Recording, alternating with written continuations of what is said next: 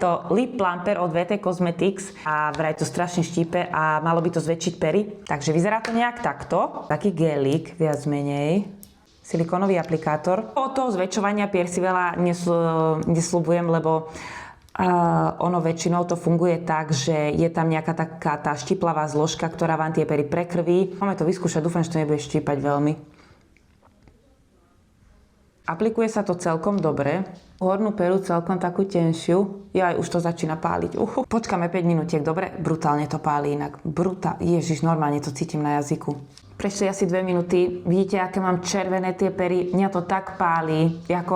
Rozumiem, že niekoho to nemusí tak páliť, že má menšiu tú citlivosť, ale mňa to tak páli a keď rozprávam, ide mi to na jazyk. Takže ja sa idem dať dole. Možno som toho dala veľa, neviem. Akože tie pery to rozhodne prekrví. To nie je produkt pre mňa. Mňa to strašne páli, to sa nedá vydržať.